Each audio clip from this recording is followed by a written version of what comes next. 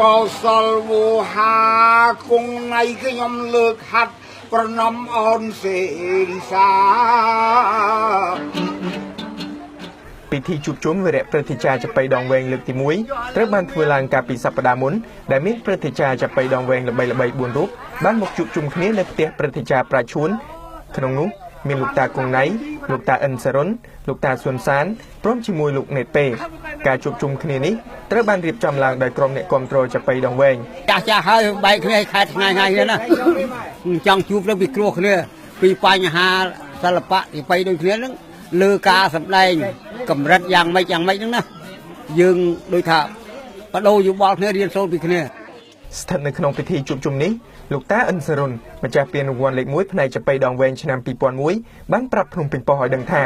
ក្រោយពីទទួលបានជ័យលាភី2ដងជាប់គ្នាផ្នែកច្រៀងទូលនិងច្រៀងឆ្លងឆ្លើយគេឈ្មោះលោកតាក៏បាត់ស្ងាត់សូន្យទៅតាមនឹងដែរនិយាយត្រង់គ្រូសាណាតាំងកូននឹងអីថាឪអញគាត់ប្រឡងលេខស៊ីដាច់ស្រុកទៅស្រុកខ្មែរណាហើយមិនសមគាត់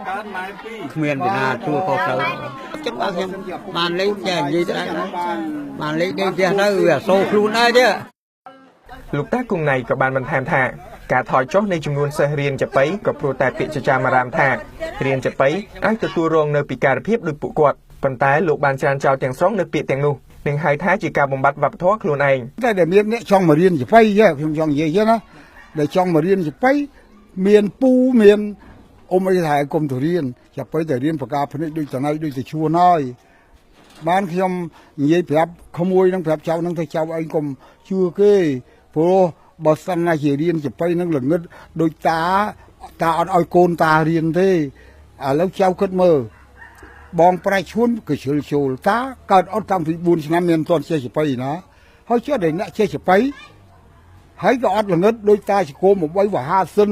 វហាសែមឈ្មានទៀនអាចារ្យត្រីឡាអត់មានល្ងឹតទេដល់ក៏វាកាត់ចិត្តពីបងពីអ៊ំហ្នឹងខំមករៀនចាប៉ីបានច្រៀងបានតិចដល់ហ្នឹងចាប៉ីដងវែងជាឧបករណ៍តន្ត្រីខ្មែរខ្សែ2មានទម្រង់ជាសិល្បៈអប់រំដែលបានបកប្រែពីកំណាព្យរឿងព្រេងប្រត្រែបៃដកនិងសត្រាផ្សេងដោយអ្នកចម្រៀងចាប៉ីចេញជាតន្ត្រីសាព្រោះចំណេះដឹងល្បីសុសសាយនឹងត្រូវបានពិភពលោកទទួលស្គាល់ដោយរាប់បញ្ចូលជាបេតិកភណ្ឌអរូបីនៃមនុស្សជាតិដោយអង្គការ UNESCO កាលពីថ្ងៃទី30ខែវិច្ឆិកាឆ្នាំ2016កន្លងទៅប៉ុន្តែទោះជាយ៉ាងណាព្រឹទ្ធាចារ្យដែលខិតខំថែរក្សានិងអភិរក្សតន្ត្រីបុរាណនេះហាក់មានជីវភាពផ្ទុយស្រឡះគ្នាទៅវិញកុំលឺសូតែពាក្យជួយទៅអត់មានប្រាក់ខែឲ្យតែជួយនៅកន្លែងណាពាក្យជួយអត់ន័យจะไปដាក់ក្នុងសម្បត្តិបេតិកភណ្ឌអរូបីមនុស្សលោកនេះសំខាន់ណាតែសូមឲ្យមានប្រាក់ខែដល់មនុស្សចាស់ជារាពិការដែលจะไปជាន់មុនគាត់ប្រើមិនបានហើយនេះមកដាក់ចូលមិនឲ្យ